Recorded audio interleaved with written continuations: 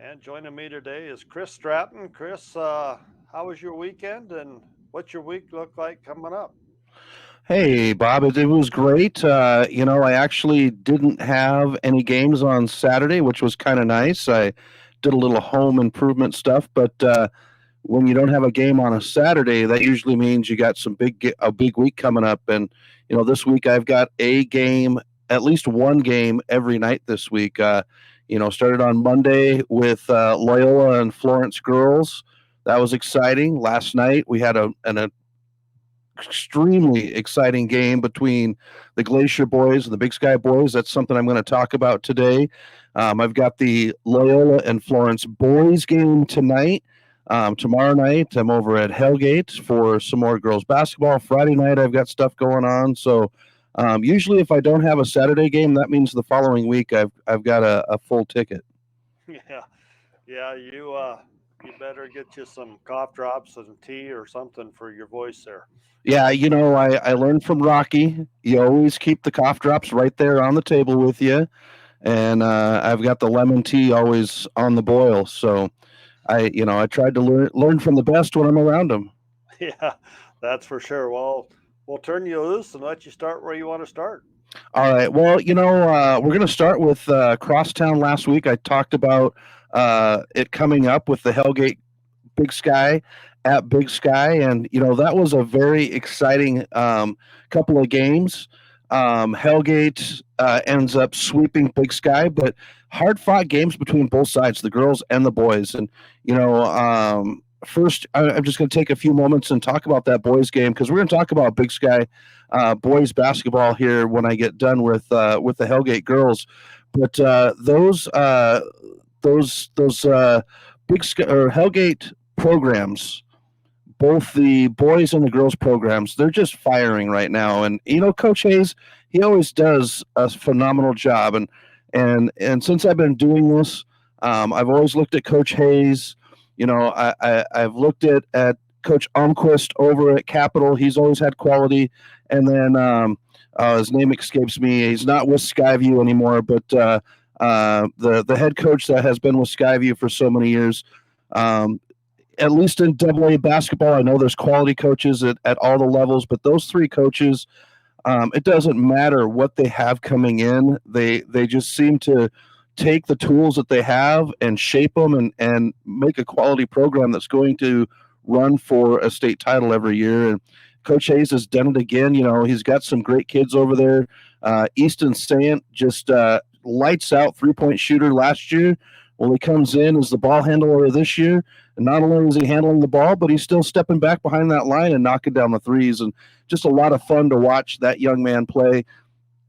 And then you get the Head Swift and the Redmond boys down in the paint to move guys around, and it's really great. But the thing about that game, the boys' game, was the fact that Big Sky held tight with Hellgate, even though Hellgate's one of the top quality teams in the state right now, on both the western side, but in the state as well. Big Sky handled their own, and something that Big Sky, and I'm going to get to this, is their ability to finish, and they held tight until the fourth quarter. And Coach Hayes, he does what he does, and Hellgate stepped away and ended up winning that game. Now on the girls' side of things, Maddie Keast, first year head coach with Hellgate. She knows basketball. She's got the Camel Girl as her assistant. Those two high quality players at the Class B level. Lee Camel, Allie Moe, another quality basketball player. Those three right there, they're just phenomenal players in their time. And then, they have just turned around and become quality basketball players or coaches as well.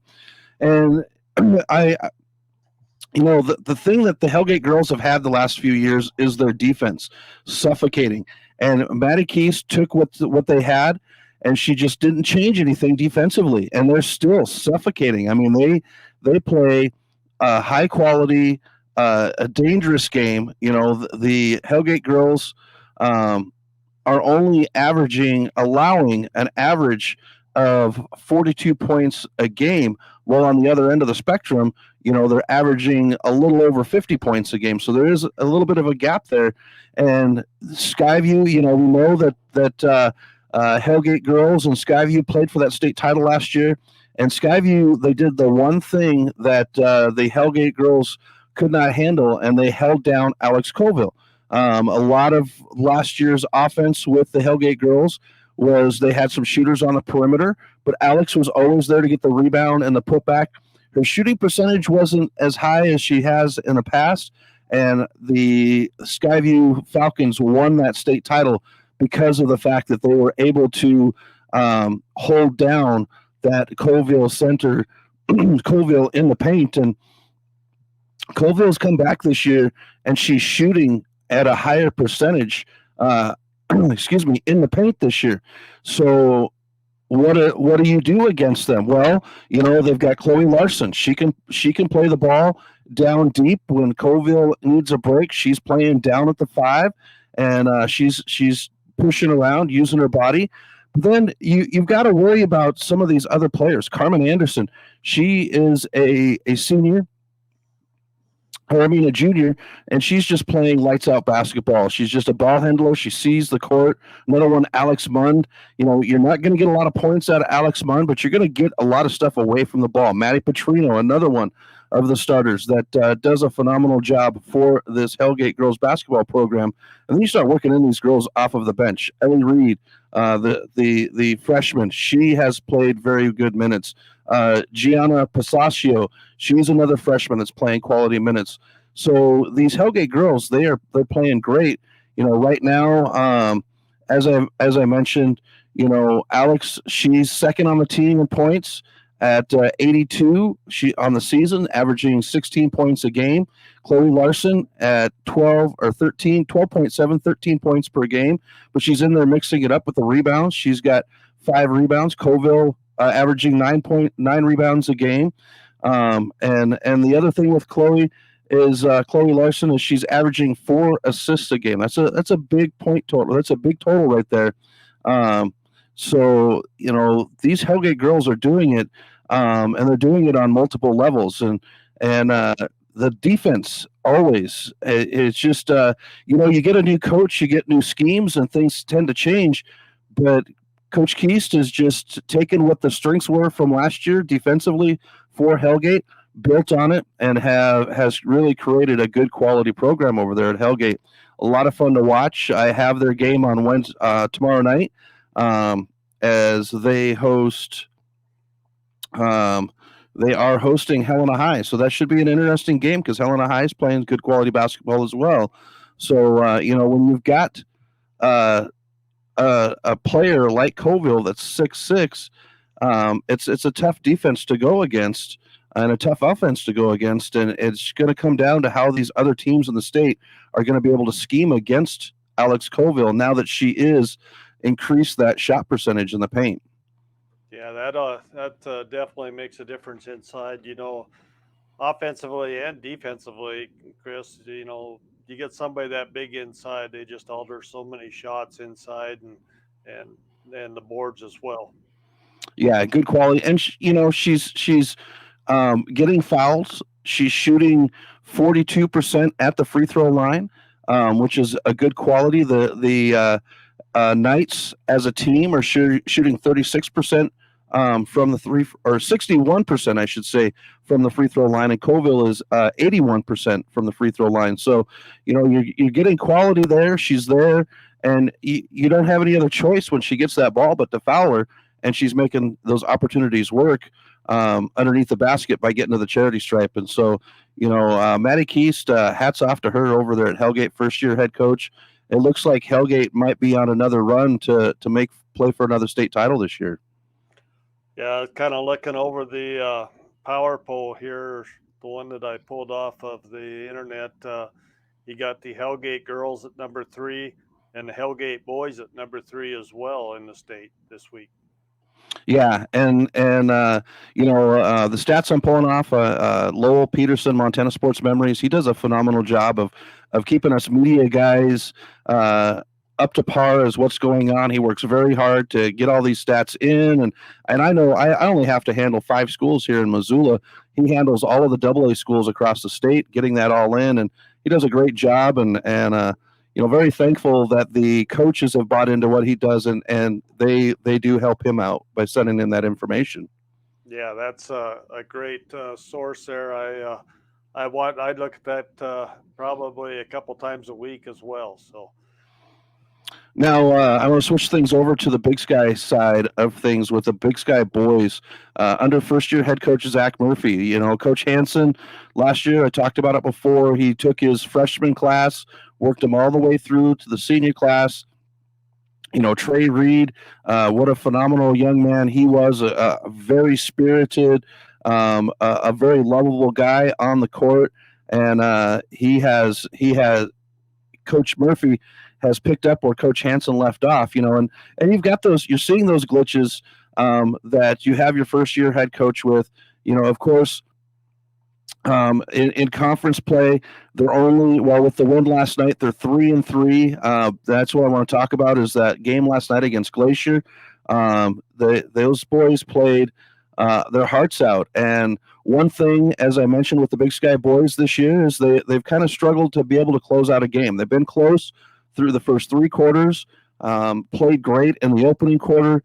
Josiah Charisma, he's the leader on that team, and he was off last night in the first half. And I don't know what Coach Murphy did at halftime, but he came out, shot the ball right out of the gate, and was able to knock down shots. Now, the thing that really stood out to me was their defense against a 6'6" player like Dowler.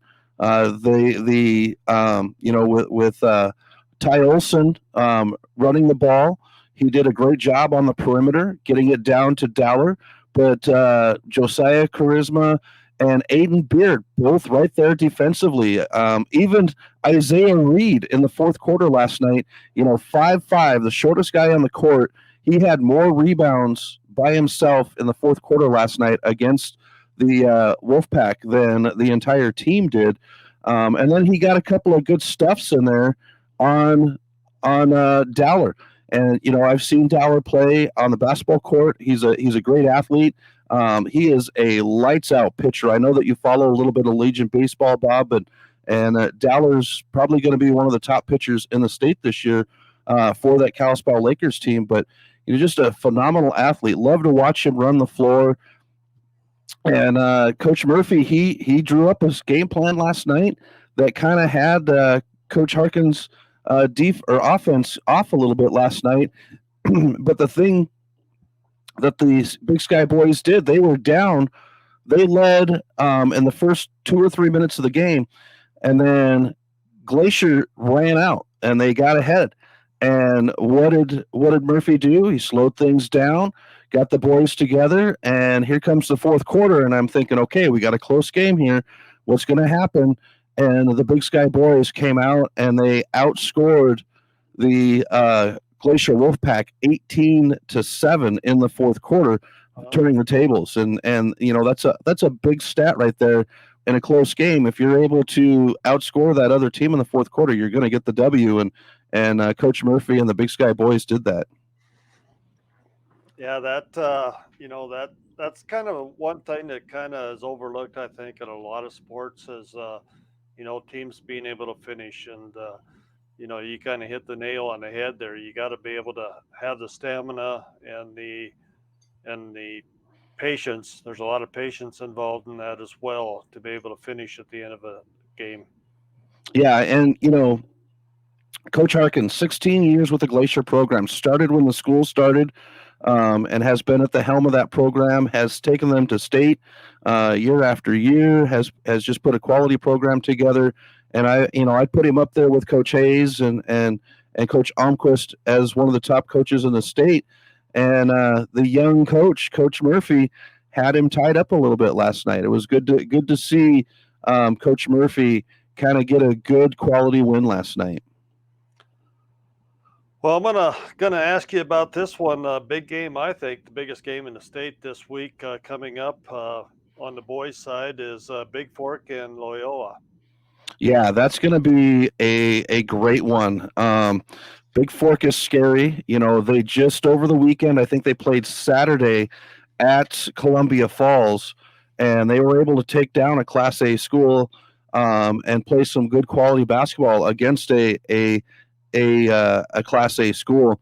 And so Big Fork, once again, that's another one of those programs that year after year they're in the mix. And I don't know if you remember a few years ago, Loyola and Big Fork played for the state title in Belgrade when Belgrade hosted the Class B tournament, and probably one of the most spirited games I've ever called. I mean, I think at the end of that game, I was sweating and needed to have a shower because it was just back and forth. And these two teams, you know, I've got Florence and Loyola boys tonight, and that's a little bit of a conference rivalry between the two schools. Not just basketball, football, softball, you name it. Those two schools are going at it. They do it lovingly. It's great to see the boys battle or the girls, the kids battle in the sport, and then after the game, they're out there mixing it up and laughing and joking and having fun with each other. And it's great to see that. But this Big Fork Loyola, it's another growing rivalry, and the basketball games are always a lot of fun. So Saturday's game is going to be great. Loyola having one of the younger squads at the Class B level right now. They're starting a couple of sophomores. The Reynolds Johnston, the center for Loyola, a sophomore, and he plays like he's a senior. Just very patient with the basketball. When he posts somebody up on the offensive side of the court, he's backing them down very patiently, and you don't really see anybody get into his head. And then, with the transition of basketball becoming a 3-point sport, a 3-point game. You've got Ethan Stack and Jack Clevenger that come out and they shoot the three ball very good. So, you think you've got the post nailed down, and then here comes the shooters from the outside. And Big Fork does the same thing. They've got a couple of big boys that know how to use their body size, how to use those plyometrics to gain the advantage down in the paint. And it's going to be a fun one to watch in the paint and on the outside as both teams know how to rotate the ball. Coach Anderson, he evolves with the time, and he's been around basketball for a long time. And one thing that stands out with Coach Anderson basketball for the Loyola Rams is getting that extra pass in, unselfish play. Go ahead and rotate it one more time. Let the guy take the high percentage shot, and you're going to see a lot of that out of the Big Fork Loyola game this week. Yeah, I think that's just going to be a great one. I might have to pull that one up and watch it a little bit. It's going to be a battle, that's for sure. Yeah, I'm going to have that one pulled up on the phone, and might be a little bit distracted when I do my game on Saturday. But I'll give 100% of where I'm at. But my eyes are going to be on with that Viking Rams basketball game. Yeah. Well, real quick, do you have any role players this week? Role players. I want to go back to talking about these two teams that I started out with Hellgate and Big Sky, the Hellgate girls. Humongous role player, Chloe Larson. She just does so much on the court. She plays high minutes. She's high energy. She's coaching the girls up on the court. She's coaching the girls up on the sidelines. It's just a lot of fun to watch her. Where I used to set up at Hellgate was across the court from the coaches, and I didn't really get to, from the benches, I should say, didn't really get to see a lot of the interaction, but now they've got me set up behind the scorer's table, and I get to see a little bit more of the interaction with those players and coaches, and she's just another coach on the court. And then, going back to Big Sky, Isaiah Reed, that young man, he is just inspiring basketball. Just the energy that he has. He's got great moves. He had a couple of the Glacier players defensively last night twisted up. A couple of them went to the floor on a couple of his jukes, and he's got a great Euro step. He steps out, shoots the three. In there battling for the rebounds.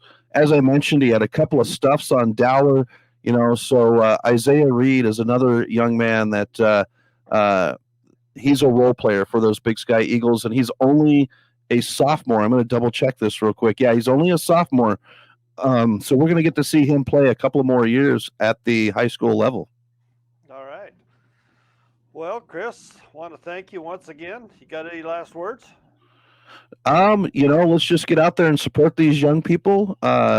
Whether you're able to get into the gym or you're able to watch the games on the NFHS network or, anything, radio or whatever it is, support these young people because they work very hard. They're our local sports heroes. They are for sure. They are for sure. Well, I want to thank you and appreciate your time and your insight on the sports up in that area. All righty. Thanks, Bob. I appreciate it. And I'd like to thank our guests that come on the show and talk about Montana high school sports. Without them, this show would not be possible. And once again, if you like this podcast, please click on the subscribe button below to get alerts when we have up a new podcast.